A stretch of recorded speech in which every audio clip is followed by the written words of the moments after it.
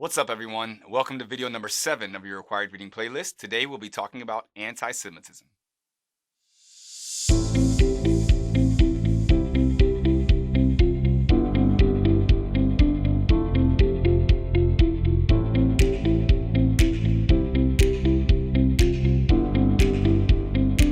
the reason I think it's important to cover anti-Semitism is that we have a lot that we can learn from the Jewish struggle. And we all have heard the word anti-Semitism before, but I don't think we all truly understand what it means and what comes with that idea, right? So I've got some resources. I've got three specifically. We're going to dive into the Encyclopedia Britannica definition and explanation of anti-Semitism. Then I've got a podcast that I listened to that I really enjoyed that helped clear some things up. And then I wanted an even deeper understanding on the topic. So I went ahead and read a book that helped me kind of break some things down and get a real clear understanding of what's going on. So I'm going to break down those three resources. I've included a lot of other resources down in the show notes. Make sure you check those out because they'll help kind of just fill in the gaps. And those are all things that I looked at while I was on this whole learning journey with anti-Semitism. All right, so first let's dive into the word anti-Semitism. It's actually a misnomer. The person who coined it in the 17th century was using it to refer to a group of people that spoke certain languages from the Middle East region, but this is pre-biblical times that they're referring to. So it's not an accurate name for being anti-Jewish because the word Semite actually included a whole slew of different types of people.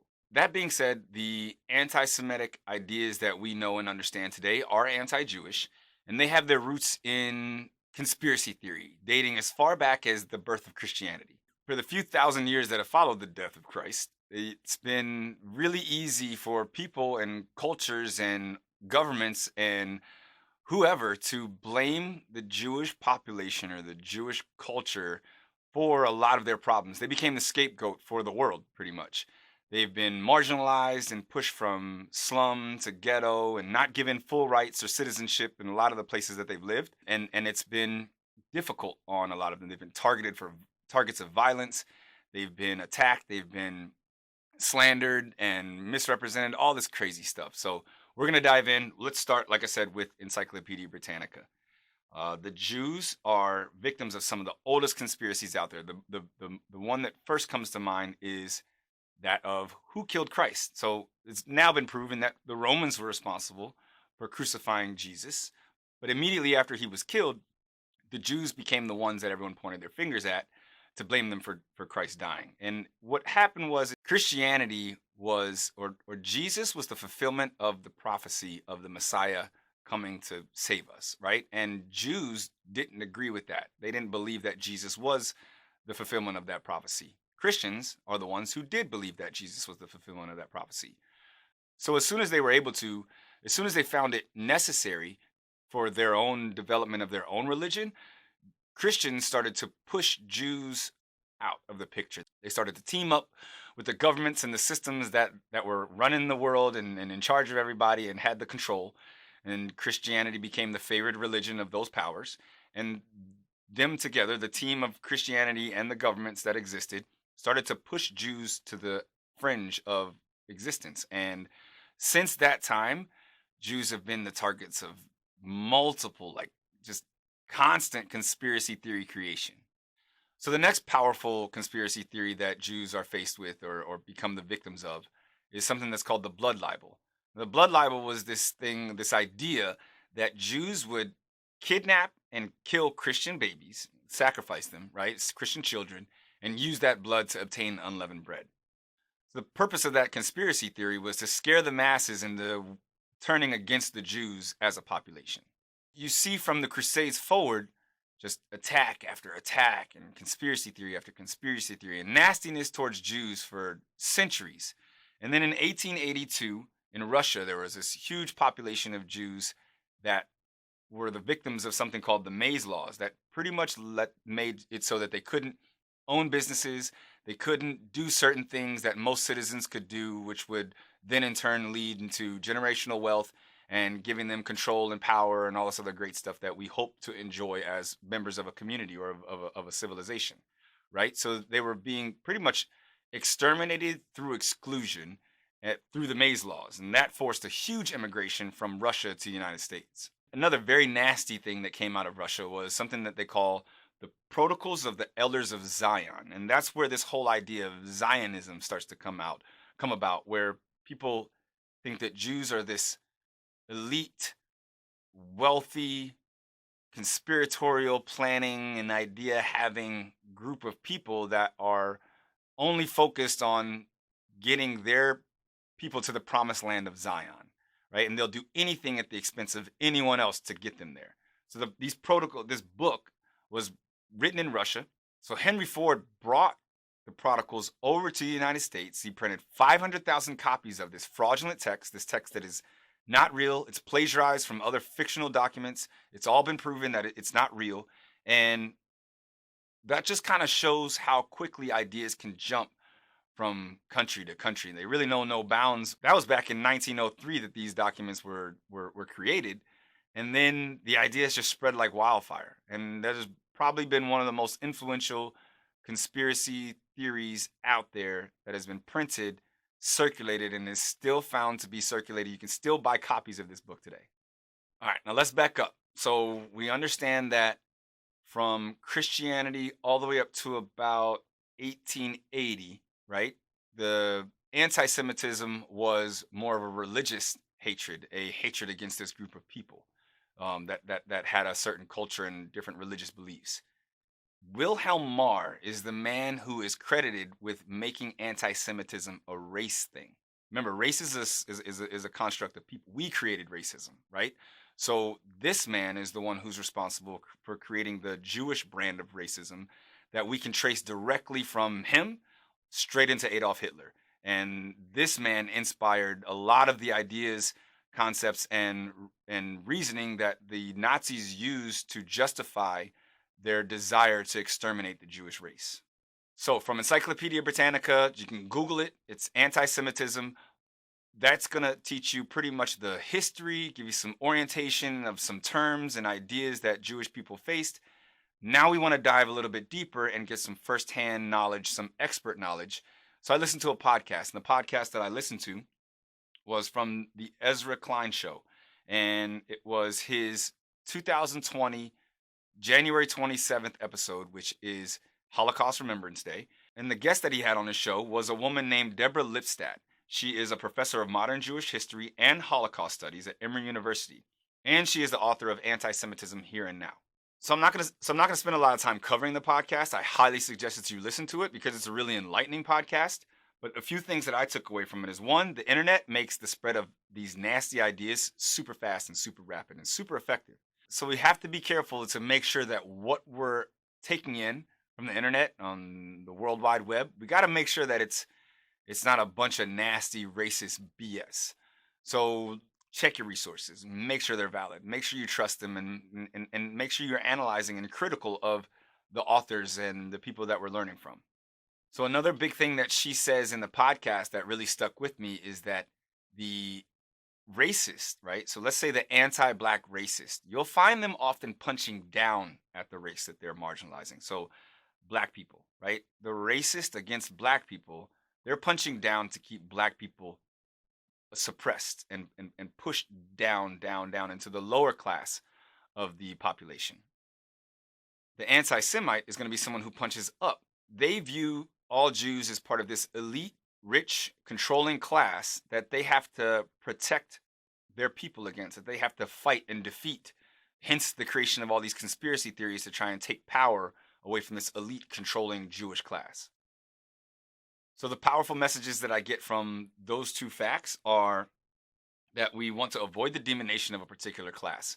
Once we start to say the elites, the elites, the elites, now we're starting to just group everyone together and have this prejudiced idea against everyone that's wealthy and everyone that has money, and we're going to blame them for our problems. And once we blindly blame people for our problems, anger and hatred and fear follow, and that's a really dangerous quicksand that we want to avoid. Another important idea I got from that is that you're not going to be able to solve these issues, just simply address them and fight against their force, right? Put a force against another force to try and hold it back. Anti-Semitism has been around since the birth of Christ. You're not going to be really effective, or you're not going to be able to wipe out racism. You're not going to wipe out anti Semitism. But that doesn't mean we can't address these issues, fight these issues, and help defend people against the BS that comes with a lot of these issues.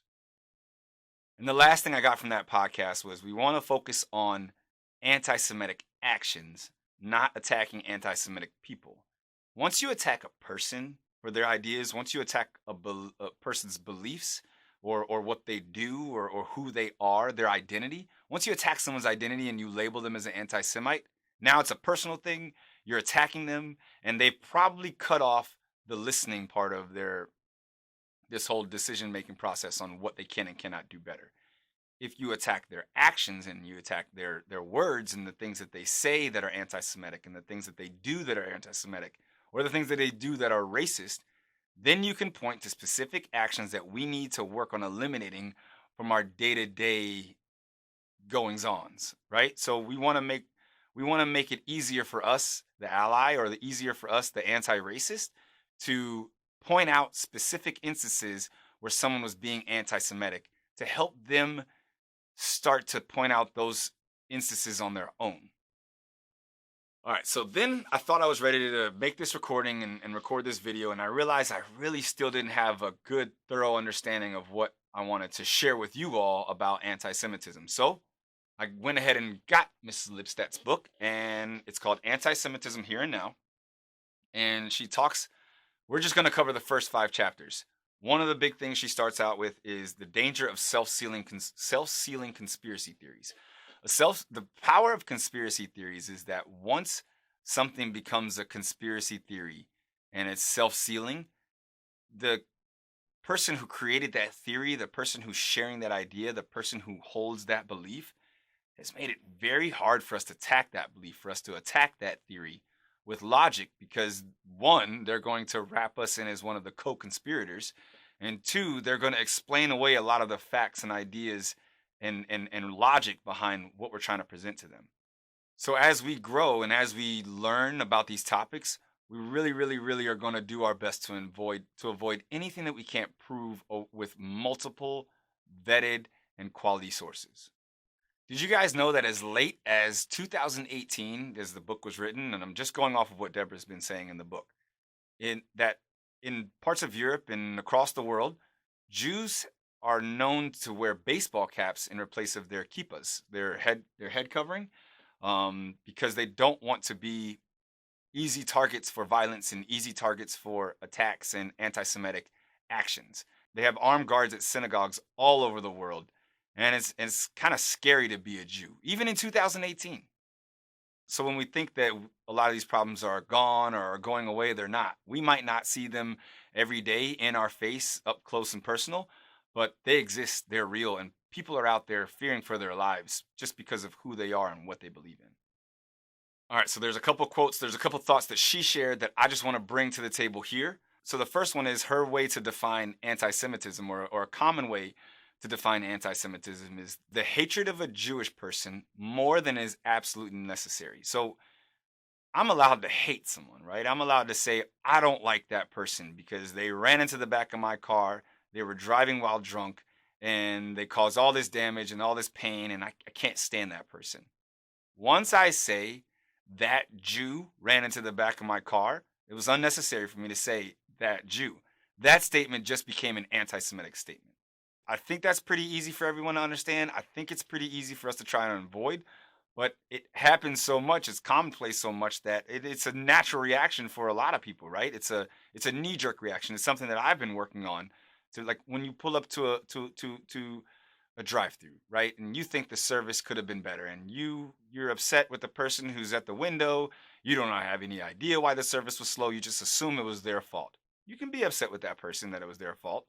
Once you're upset with that person because of the color of their skin, once you're upset with that person because of a difference from you that you can see and you highlight and you make that the reason for your anger, now you've just become a racist.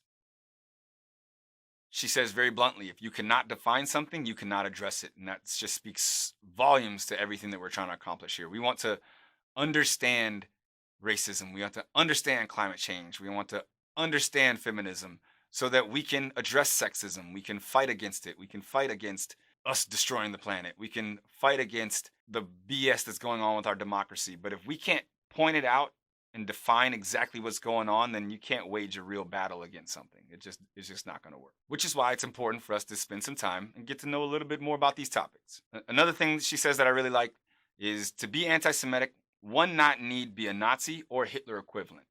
A lot of times we want to point to the guys with the swastikas on their arms, and we want to highlight people that are Aryan, part of the Aryan Brotherhood, or these white supremacists. And yes, those guys are racist. Those guys are anti-Semitic. But it doesn't stop there. Let's look at it this way. You have an idea, and you have someone that created that idea, and they're pushing that idea to the forefront as viciously and as radically and as thoroughly as they're using as much power and force as they can to get their idea to stick, right? There are people that are going to follow them blindly. There are people that are going to just agree and go forward with them. Those guys are the extremists. Those extremists bring with them a wake of people that might not be as overt and might not be as nasty and might not be as ready to come out and say, "Oh, let's murder the Jews." But they are the ones that are going to sit back at the coffee table, and they're going to sit back at the dinner table and go, "Huh, yeah, well, the Jews, they're always, they know how to make an extra buck. They know how to retain their profits. They know how to, those sneaky Jews, right?" That's just weird stuff to be saying, and to think that we in 2020 can be thinking and saying things like that without pause, without even questioning why those thoughts are at the forefront of our minds in the first place. Why are we bringing up someone's race to describe their abilities or their lack of abilities, or whatever the heck we're talking about? Race, religion, creed, all that stuff should not be coming into play in any way, shape, or form. So yes, you might not be an extremist, but you could be guilty or complicit of allowing these nasty and negative thoughts to trickle in and spoil you as a person and just make you just not as quality or pure as you really think you are. And the last thing that she shares that I want to share with you guys is there's no point in playing the my discrimination is worse than your discrimination game. Jews have been discriminated against since Christianity. I think that's the third time I've said it in this video. Yes, it might not have been a racist discrimination from the beginning, but the blood libel. These Jews have been murdered and witch hunted, and populations attempted to be exterminated over the course of the history of humanity. And that just they, to try and compare ourselves to that, or try to belittle that cause, or that to belittle that struggle, it's just an unnecessary conversation to be having. Every Jew should be fighting for marginalized people, just like every marginalized person should be standing next to Jews in solidarity and saying, "Hey, I see your struggle, and I'm going to do whatever it takes to make sure that me and my people, my circle, aren't complicit in making your life a living freaking hell." So I know that wasn't an extremely deep dive, but like I said, I'm just skimming over the resources that I've already kind of dove into on my own, and I'm highly encouraging that you take a dive into them yourself. There's some things that I want to share just to recap and make sure we understand exactly why understanding anti-Semitism is important and relevant to what we're trying to do. So the way we're going to do that, the way we're going to recap, I've got 5 rules that I've created that I would like us to follow over the course of the year, that the year to come. These rules should apply to pretty much every issue, every topic that we're going to cover. So let's get started. Rule number 1: everyone has a right to believe whatever they want without persecution, as long as that thought or action does not hinder or harm anyone else's right to do the same. You believe whatever you want, as long as what you believe in doesn't bring pain or harm to someone else. All right? Rule number 2: since this is a world of many religions or beliefs, we cannot punish others for their use of a religion or a belief system, as long as that system does not marginalize or mistreat others in the name of that system. All right? So pretty much we're just not going to use religion. We're done using religion to cause harm to other people. Rule number 3, and this is a big one: I will reject any conspiracy theory or assumptions presented to me, and I will always seek out the provable truth. Rule number 4, and this is a really good one: I will focus on improving my actions and engagement with others, not my identity. I'm not worried about telling you that I'm an anti-racist. I'm not worried about telling you that I support Jews. That's an unnecessary thing for me to say. All I got to do is make sure that before I act, before I say something, before I form an opinion or a judgment about someone, I need to make sure that those things are as anti-racist as possible. I need to make sure that those things are as pro person in front of me as possible without hurting anyone through my action. So I'm not worried about what my identity is. My actions will determine what the world sees as my identity. Rule number 5, and it's a good one to close on. When able, I will fight to defend other marginalized populations the same way I fight to defend my own. I gotta fight against anti-Semitism the same way I fight to be an anti-racist. It's hypocritical to claim to be anti-racist while spreading anti-Semitic ideas. You can't do both. Being anti-racist means you're fighting for anybody that's been persecuted, anybody that's been marginalized. To be a feminist means that you're going to stand up for everyone's equal rights and access. So, rule number 5 again, when able, I will fight to defend other marginalized populations the same way that I fight to defend my own. So if you're going to work, if you follow these rules, you should do pretty well when it comes to figuring out this social responsibility thing. If you like what you heard today, make sure you share it with somebody who needs to hear it. Hit the like button on this video, subscribe to the channel, head to the website, subscribe over there, and then let's make some good things happen, guys. Thanks for watching.